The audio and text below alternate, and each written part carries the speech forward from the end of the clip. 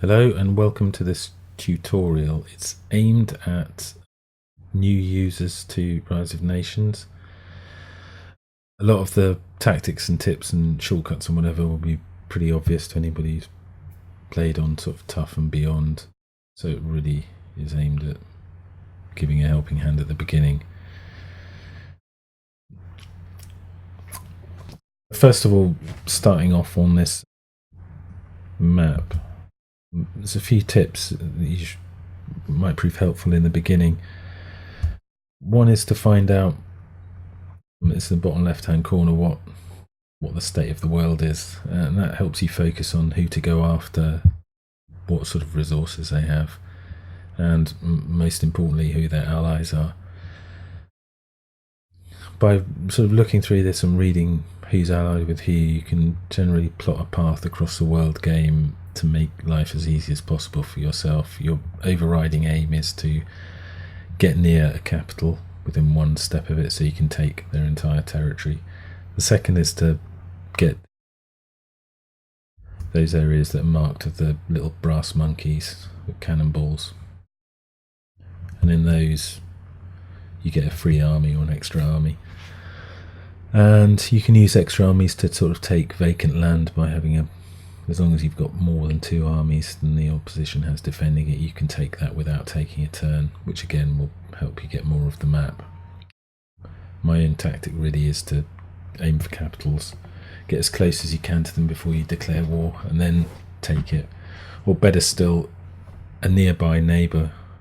If they start fighting someone who you'd like all their territory to, just wait till they've finished and then take them. So working out your shortest route across the world is part of the sort of entertainment of this part of this level, rather than the actual battles. It is highly strategic, this map. When I first started playing it, I wasn't really interested in it, but it's a lot like, it can remind me a bit of Risk and games like that. It is in itself quite an interesting game. You can also have a look at the key resources and what cards are available. In this particular map here, that's where you can see the army in the red space there.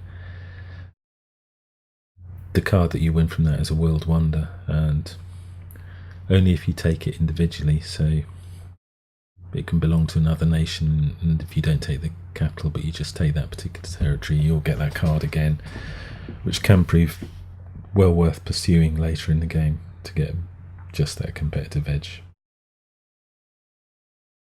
Okay. The second thing you want to look at is who's fighting who.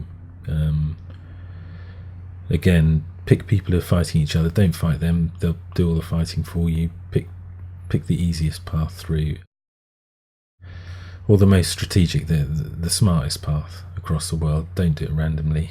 If you have a look at who's allied with who and then who's doing what to whom, it only takes a couple of minutes of thought and you can work out a pretty easy way to get around the world in the fewest possible moves. The quickest I think I've ever done it is in 6 hours for a winner world, but that was on tough, and it's a bit easier on tough in terms of the games are shorter because your opposition's a lot more ruthless. I've won on tougher, some not the whole world, and toughest, yeah, the odd game, but generally those 2 upper levels are just, yeah, they're manic. Your fingers are dancing over the keys to keep up. Medium, which this game is set at the moment, is enjoyable. It's not too taxing, and it's a good way of learning the game. Okay, what I'm going to do here is take the Indian capital.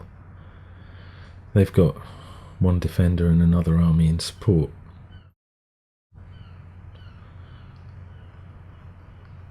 And I'm also going to get a bonus card. Great thinkers, very useful one, particularly in the early stages when you haven't got much rare resource income, and so the game tends to be quite slow, obviously because you haven't got many upgrades and you haven't got much income, so it starts off quite slow, which is obviously ideal for learning. I'm also going to use a Mongols Oath of Fealty card because may as well. just won that one. A quick look over the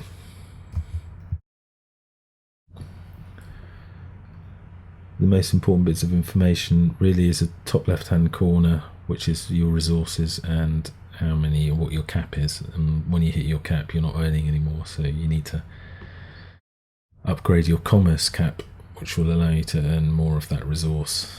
So basically piling people in to chop wood when you on a really low cap is pointless. So the balancing at the beginning of the game is really focused on two areas: who your opposition is, so obviously what their weaknesses are, what cards are being played, because they can have quite a decisive impact, but fundamentally on medium level, strategy is envelopment. So the idea is that you build up 2 cities really quickly and then you expand rapidly, encircling them on both sides, and then you attack from 2 different points. And that strategy will serve any of the scenarios, and on medium, easy and easiest, and you can win.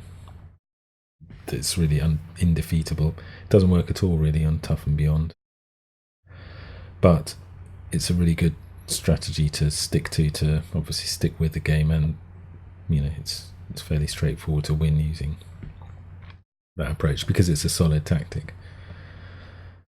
I mean, in the real world as well as just in a game.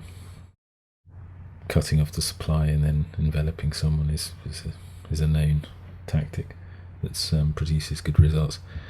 So the initial focus is all about 2 cities and food and wood. Right, I'm going to start the game. Okay, the first thing I'm going to do is start researching. So that's tab, hit the tab key, and do science. I generally do science first because it makes all the others cheaper. Then select my army and send it off to hopefully pick up relics, and the explorers meanwhile again exploring and picking up relics. The first thing I'm going to do is get 2 people out there to build a second city, preferably near wood and some sort of mountain. In fact, that's crucial. Really looking for good spots the whole time. Obviously as close to the opposition as you can. I know that they're going to be up there in the top area of the map, so you want to shorten the distance between you.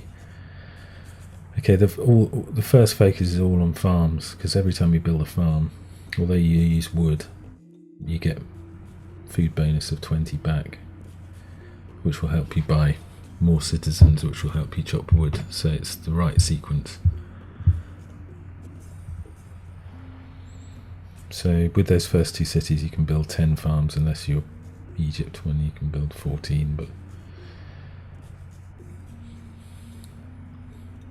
so really I'm focusing on 2 places at the same time. It's quite important in order to get a good head start, particularly early in the game when you don't get much income.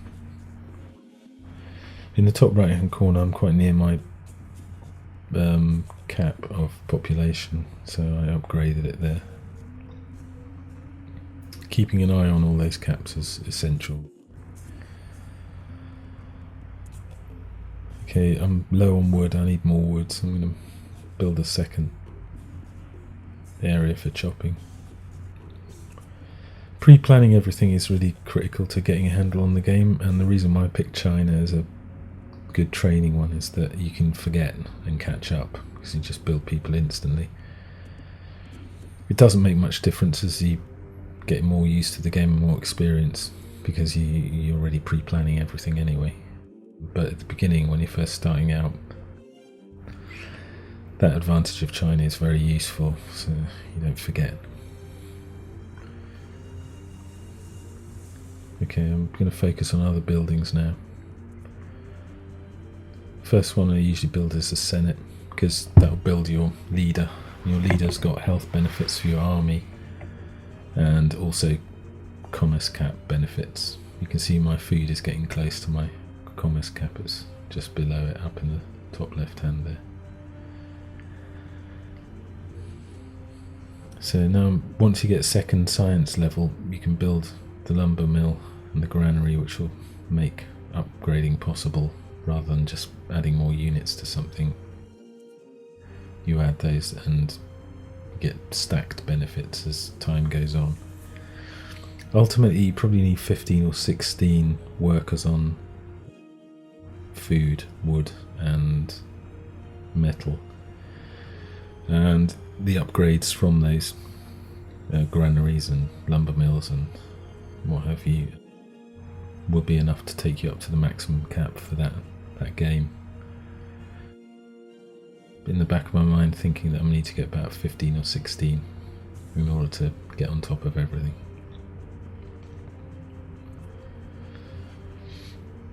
So once I've got 10 farms and probably need about 14 or 15 wood gatherers, then I'll focus on the buildings because they're going to be very expensive in terms of wood.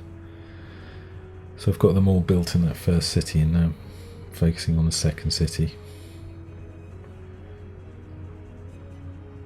Again, the order is usually the same. The most important is the university. Then probably do a market, and then the temple in that order. And then on this one I need to build a second library too. But I still want to make sure I've got plenty of wood because you use so much of it in the early stages.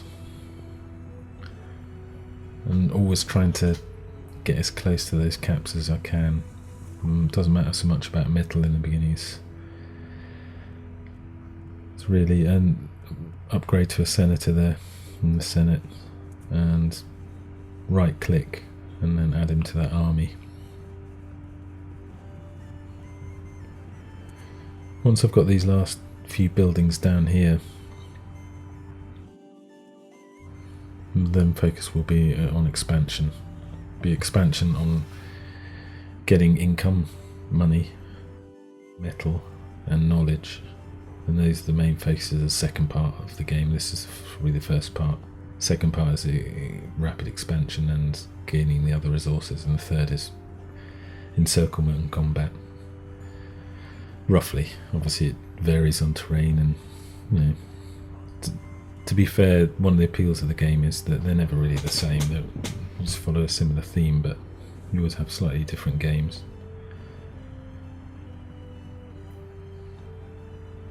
Okay, I've now moved on to metal production. I've got a good amount of the other two resources.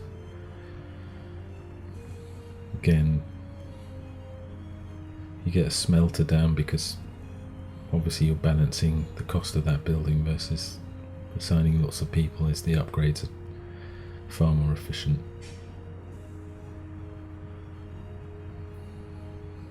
So I've got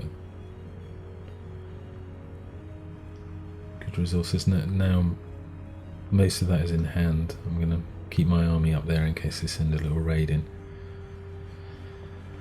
And focus a bit more now. I haven't really paid much attention to income, so I need to get some caravans going, improve my taxation and get any rare resources and take advantage of those. I could have done those first. Some people might prefer to do it that way, but my main focus really on food and wood to begin with. I think it's slightly more efficient that way, because of the cost of creating these caravans and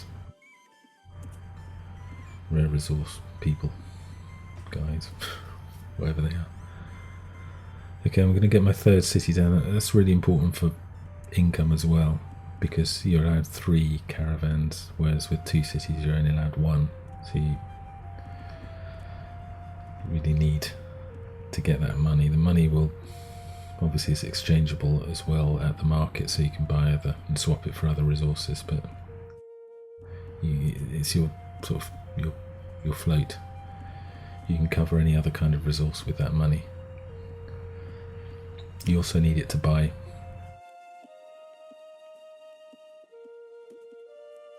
university research dudes.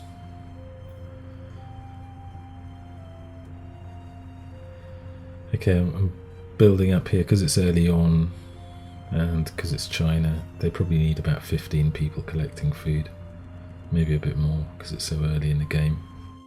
So get more farms down and get more people. Right now I'm starting to upgrade.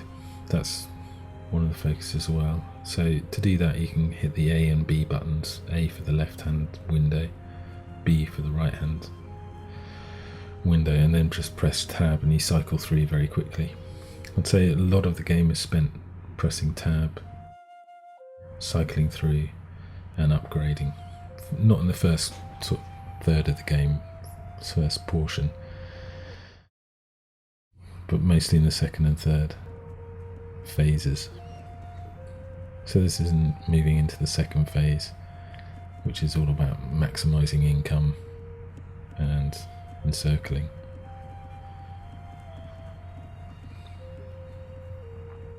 Make sure no one's sitting around doing nothing, and yeah, start to focus on my metal income.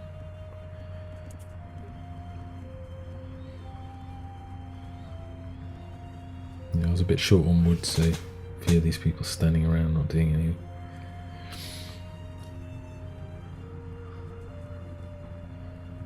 Take that up to 15, and what I generally do is have 4 cities that have a bit of everything in it. So they would have 4 universities, 4 markets, 4 libraries, 4 temples. Later cities I might add a temple or some kind of defense structure or market just to make it easier to pick up rare resources, but you don't really need the others because you've hit your commerce caps anyway and they're just wasted expense. I generally only have the buildings like the granary and similar in 3 of the cities, because again they get much more expensive. Okay, I've got 7 scholars, but I need, obviously, I'm aiming for about 28, so I need 4 sets of 7. But you don't want to overspend too early. If you overspend too early, you can get dangerously stuck on the back foot, always trying to balance everything. By doing food and wood at the beginning, then the metal and the others a bit later, it's much easier to get a better balance. So what I'm doing now is moving everything to the edges. I'm going to branch out on both sides of the opposition here. I can see the blue, and they've instantly built over to the right hand side there. So I'm going to build in 2 places at once and try and push them back. And the purpose for this is they're just going to find it that much more difficult to collect the resources to fight. Yeah, you basically hobble them by denying them access to resources. Makes it harder. Okay, I want a second city over here as well.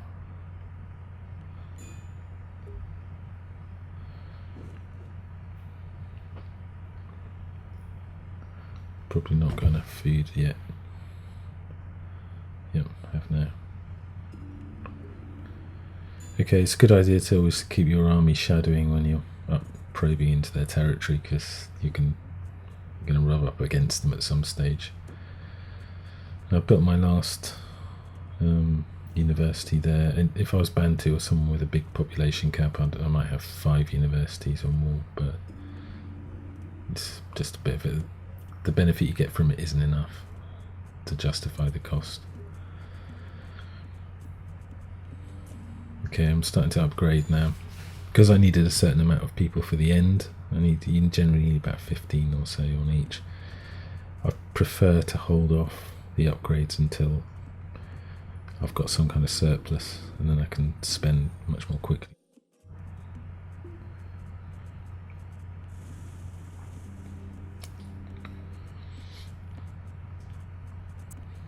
Okay, A for the left hand and B for the right hand, and just tab to cycle through those.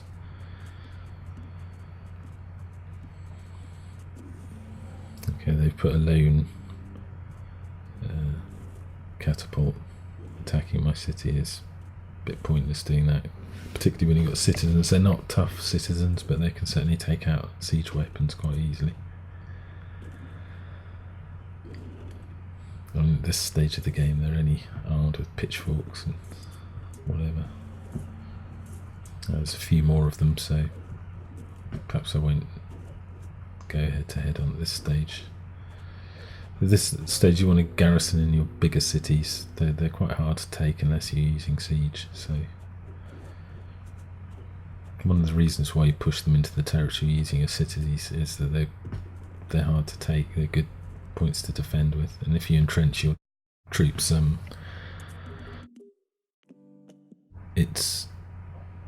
they're very difficult to take.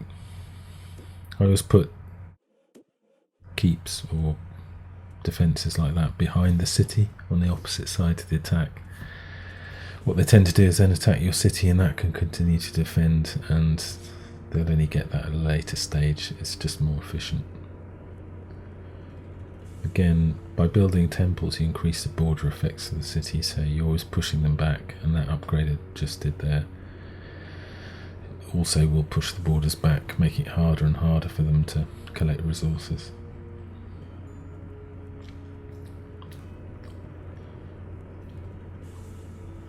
Okay, I've also researched attrition, level 1 there, because we're not far away from them launching some attacks. Okay, by building quite quickly and efficiently, they're not going to be major attacks because they won't have enough resources, but attrition will definitely help you out. And if you're Russia, it's brutal.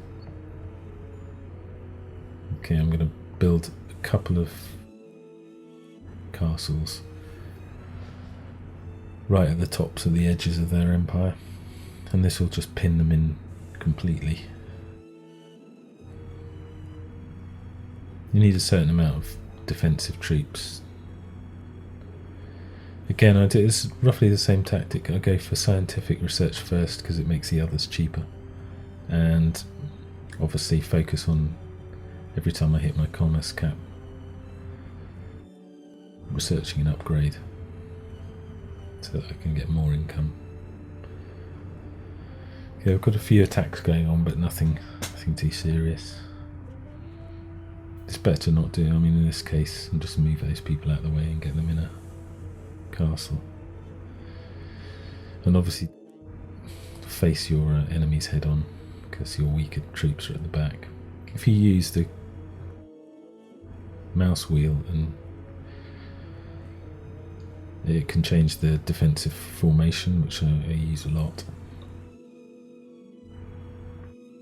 If you hold down right click and mouse wheel, you can obviously change the direction by point and clicking where you want to go, but also the thickness of your line. If you do a very wide line, you can hold obviously a large area against defence, but if you really want to punch into a city, you make a very broad, no, very narrow and thick line with a lot of depth, and it's very hard to beat.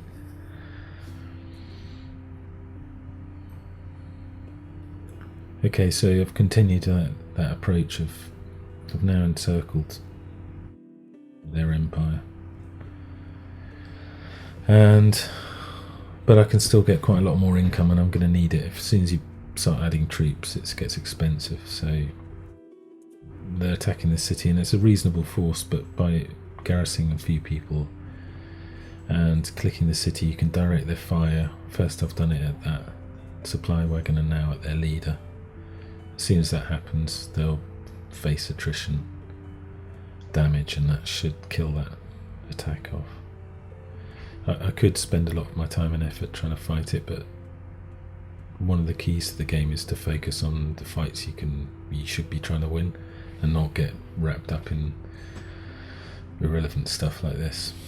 So continue on with your strategy, which is growth, improving in size, and then building up garrisons on either side of their empire as they're slowly choked.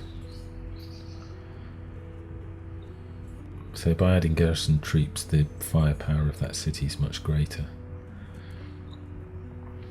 Right, when I build garrisons, I'll generally have 2 to 4 armies that will supply. Here I'm using 3 of foot soldiers, 2 of stable units, and 2 of siege. Obviously in more higher difficulty levels you need a lot more than that, but they get very expensive, so it's always a compromise. And I've got a few bonuses there from being a Mongol card of fealty. Now you need to get your leader or general in a position where you can click on him, because right clicking into the wrong place, like garrisoning him in that castle, is quite easy to do. So then you're setting shortcut keys here, double click a building of a type and then assign a key. So control 5 I'm doing there, control 6 for these stable units, control 5 for the foot units, and then you right click on where you want them to go, so into that general. What that means is whenever I press hit key 5, I can instantly top up the troops and they go straight to that general. So it's like a continuous supply line, and you absolutely need to be able to do that in order to beat big concentrations.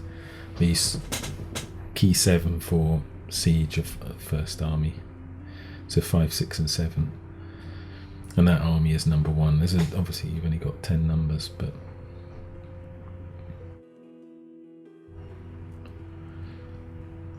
the stance is slightly different as well. I have the foot soldiers on stand ground and cavalry and tanks and whatever on defensive, which means they'll probe the enemy, but they'll always come back and get healing, or they don't go on pointless charging into their territory. Okay, I'm getting towards the end of the upgrade cycle. I've just done the last science now. When that happens, my focus is then all on attack. You don't have to do this, I could attack now, but it's really just to show you that the computer will rarely get to the end, and one of the reasons why it finds it tough to beat you is it doesn't do all the upgrades, so it's inefficient. Also, I'm building this last city over there, covering as much of the map. That map will determine how much income I get, which obviously makes a big difference. They're still attacking that as I'm upgrading. There's nothing to worry about there really, just leave that going.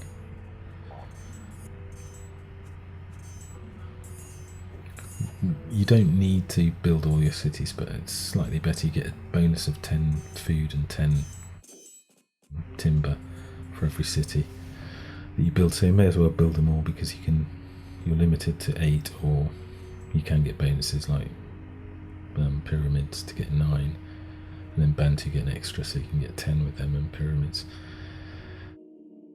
You may as well build them all and then take all theirs too,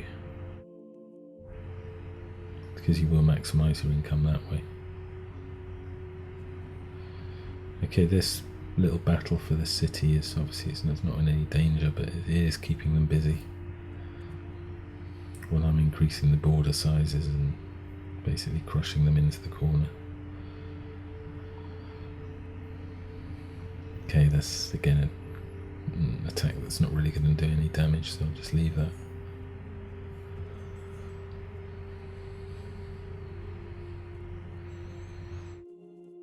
I need a bit more wood, because although I'm maximised out on all my upgrades, I've got a bit of capacity there.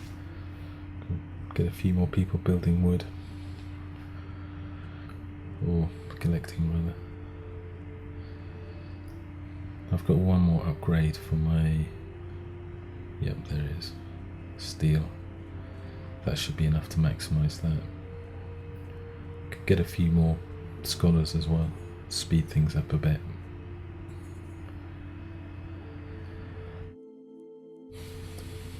I'm going to get them up building a second garrison area.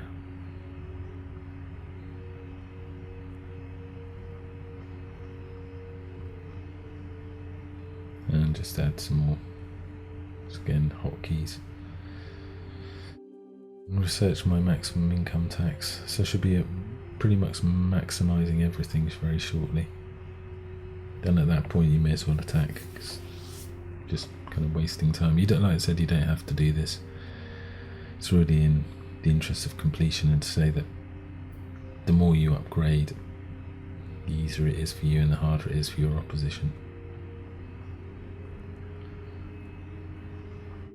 Quite a smaller skeleton force of people,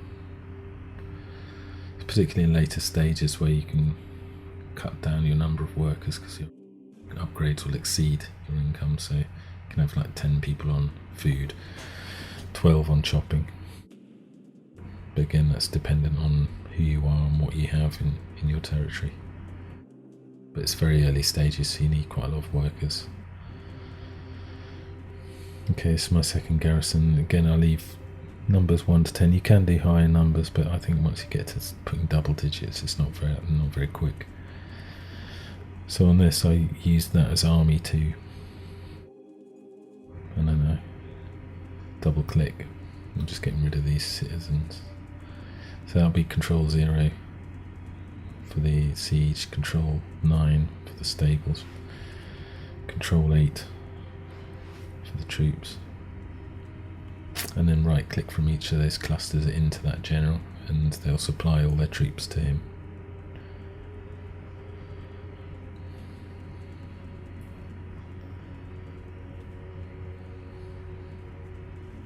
Okay, I didn't quite do it, it wasn't enough, so there's generally 30 units is what each one of those people will earn, so that should more than cover the 20 shortfall on that metal gathering. Meanwhile, I've got distracted and they've come in and started attacking you. The new general's dead, so I'll have to get another one. And probably stop them from doing that, because although that's not a particularly threatening army, it's enough to take out that castle.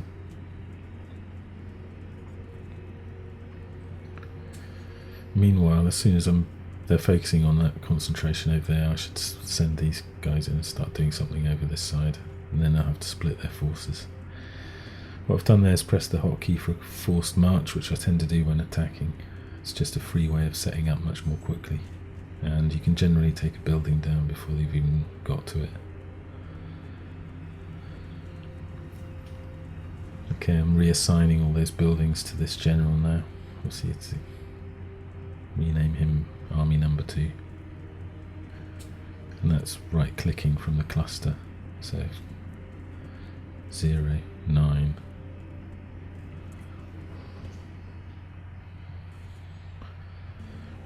Right, I'll probably better do something about this, because we're going to remove that very quickly. Meanwhile, one of the features of Rise of Nations is the fact that you have to do lots of things at the same time. You can't really sit back. Quite often have to fight in several places and collect resources, and I think this is a big part of its appeal. It's very hard to get a complete handle on it. It's always pulling surprises, and it requires an awful lot of concentration. Not this particular game. It's pretty straightforward, this one, but just got in the nick of timing. There's someone up there repairing that now. Having a couple of workers repairing stuff is really important as well when you take cities, particularly when you've got multiple opposition, like you're taking 2 people are attacking you. Having someone walking behind and repairing everything makes it much harder for them to take their cities back. So it's a good habit to get into, as is putting farms and everything else on the periphery of your cities, on the edges. Later with nuclear weapons or whatever, everything will get devastated if you put it right next to the city centre. Again, what I'm doing there is freeing up space, just getting rid of all my scholars. Now you don't need them and you've completed the upgrade path. There's 28 slots that can be filled by army personnel, so may as well Pol Pot, get rid of them. Doing a Pol Pot.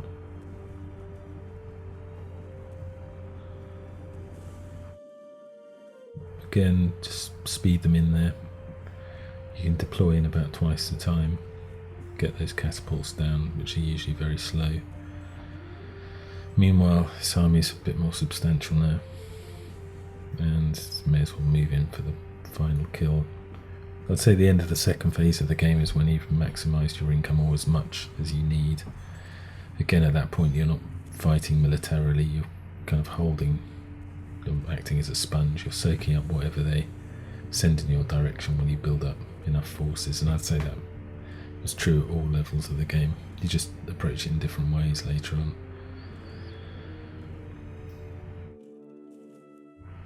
Now as you take each one of these cities, because they have so little territory and so few resources, it's going to be devastating so there are quite a few farms there and a lot of knowledge being gathered in that city, so they're going to miss it, but it's going to be very easy to take. It's a small city still because it hasn't built enough buildings. I should say as well, with the China you get an instant big city, which is a big advantage. Otherwise you have to build 5 different types, and you really need cities to be big, because the small ones are very easy to take. They've got hardly any hit points, and you can't garrison many people in them when defending. Okay, so moving into the final stage is really just, I don't need to, I'll just go straight in and take the capital, but it's really to show that if this is a bit of a closer match, you'd go around picking off the outer edges, see that they're exposed on all sides out here. It's much harder for them to defend, so you go to the outer edges and you pick off those cities, and it destroys their economy. And if they haven't got an economy, then they can't pay troops, etc. It's a classic real-time strategy game. You can't do it without an economy. In fact, economy is really the cornerstone of all of these kind of games.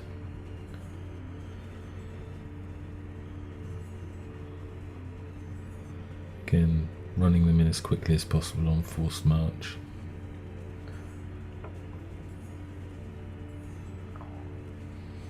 And take their capital. Because it's taken hardly any time to set up, it'll only take a couple of volleys of those catapults before that city falls.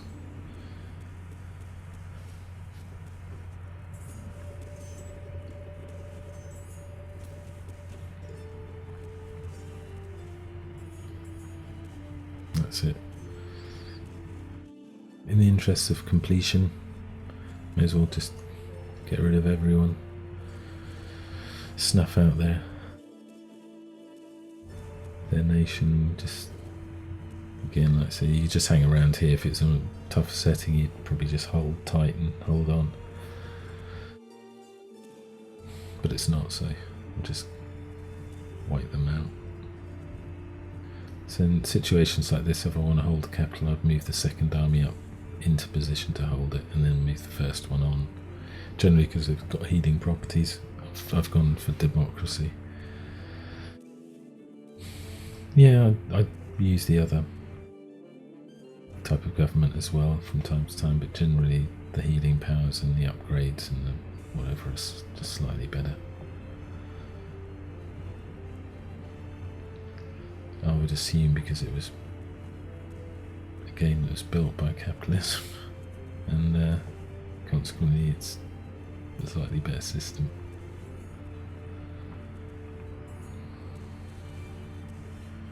Yeah, and just take that last city.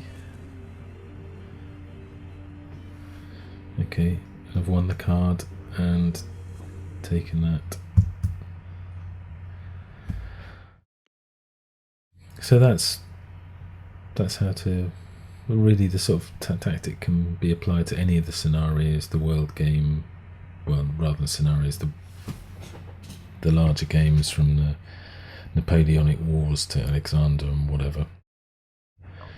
From anything from easiest to medium, that tactic of encirclement and pressing in on the enemy is the easiest way to defeat them on any of those large scale battles.